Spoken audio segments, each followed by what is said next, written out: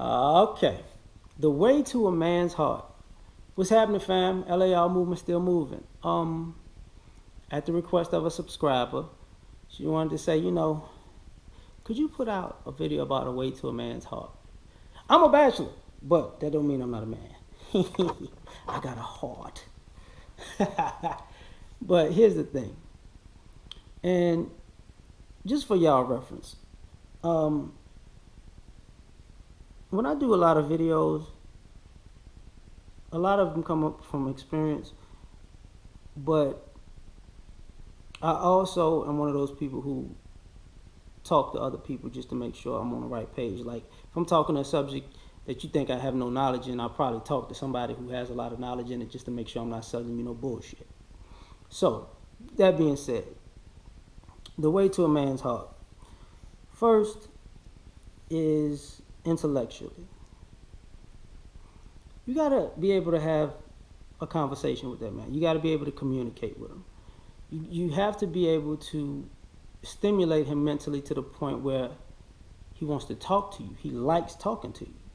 You know, people don't understand how much of a turn on it is, because a lot of times women think men are we're silent because we are less intelligent or just don't have much to say. Yes and no. A lot of times, I'm gonna tell you what it really is that we're thinkers to the point where we can tell if you're mentally not on our level. So why bring up a conversation that you won't be able to grasp? Why put out a perspective or vantage point that you're gonna argue with or dismiss because you can't dissect the logic in it at this particular time? So we look at it like, I'm not even gonna put this thought out here and put an argument, and it's gonna be an argument, and then you're gonna say you're right off of feeling, and I'm gonna try to tell you how it works, and then in the future when this shit works the way I just told you, you're gonna say, oh, and I don't want to go through this over and over and over and over and over again. So intellectually, to have a person that can not only think on your level, but challenge your thinking and make you smarter and sharper is a way to a man's heart.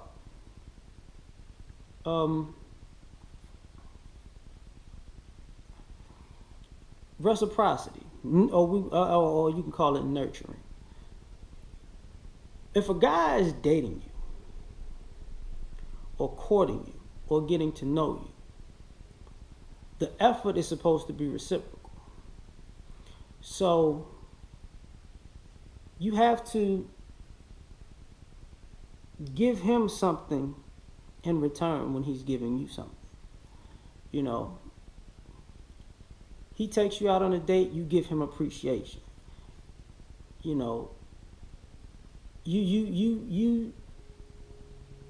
invite him over to cook him a meal. He shows you something new to enhance your life.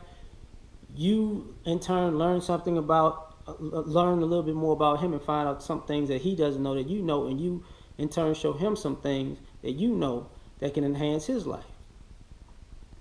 That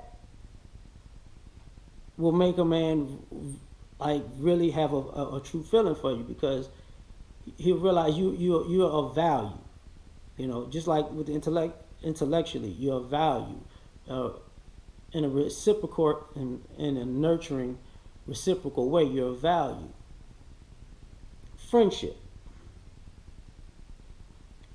What happens is people are so ingrained in these positions. He's my man. And I said this in a video a long time ago. He's my man and he's my husband. So because of this role, he's got all of these responsibilities checked out in this box. And when he feels these responsibilities in his box, then in turn I will love him because of that. I will care about him because he checked off. He filled all these things and he checked it off today. Well, the thing is, you should have been his friend first. Because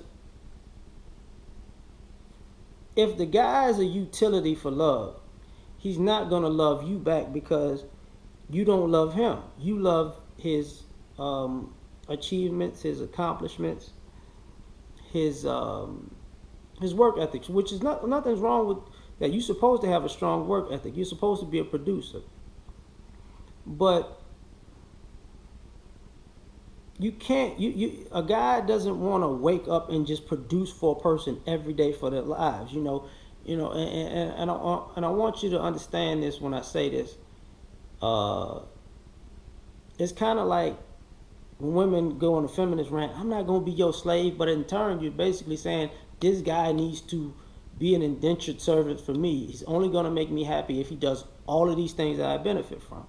And because of that, you're not being his friend. You're not, you have to be the person to talk to him about his day, his feelings, to care how he's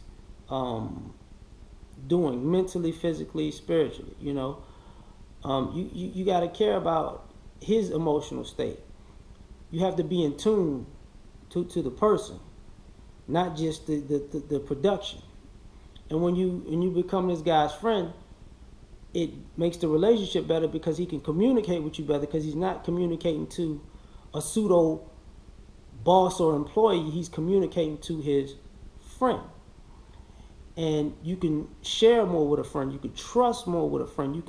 You will do more for a friend because you know that friend won't necessarily turn on you and leave you if things go south, or if you may quote unquote fail, which fail is relative in a sense. But because sometimes you have to have hard times in life to see who's really there for you.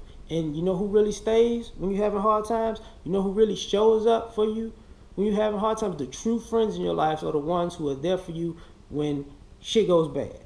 So if you're his friend, he's going to have the belief in you that no matter if shit's here, if it's at the peak or in the valley, you still care about the person. So, I mean, that makes a man just like, damn, it creates a bigger level of appreciation. I don't want to understand it. And what I mean by understanding is men and women are different. And you can't compare apples to apples with men and women, with male and female situations. You got to kind of, in a sense, compare apples to oranges because we operate completely different socially and we're groomed completely differently. So I bring this up because when you take the time to understand what manhood is, you can understand the direction the person is going with or without conflict, or you can be able to get the mindset or the direction. But when you are not understanding or misunderstanding that everybody is the same and it's all relative and it's just, that's bullshit, because you're not really understanding it. It's just like me, when a person sees me and because I'm a black man, as you can see, and I love it. But when a person looks at me in my face and tells me, "Oh, I don't see color," I'm immediately, man, fuck out of here, man. Because you're not trying to understand the differences that between me and you, and also that I love my difference. You know what I'm saying? It's not anything less than anything. So you got to if you understand manhood and not look at it as a less than, you could communicate from a place of understanding and be able to get on the same page. And it brings value because, like I said, if y'all can talk intellectually, if you can reciprocate, if you could be a friend, and if you can understand that things are not the same between men and women, then you can create a team. And teamwork is one of the major things that is missing that is a way to a guy's heart. I mean, I could have went with the food, the sex, and all the other shit, but food, sex, yeah, yeah, but teamwork, and I'm gonna tell you why. You know, the old biblical quote, "No man is island." As a man, you need to be needed, and it seems to be women have a switch turned on in them when they have a man who wants to do for them, like who has singled her out and say, "Yo, that's my guy." Like, when she's his cheerleader, like, he's her star and she's his cheerleader. Let's put it like that. It seems, but that's a teamwork relationship. Like, when you're a guy and this female is on your team and she's there, like, she's willing to do the behind the scenes work to keep the machine moving.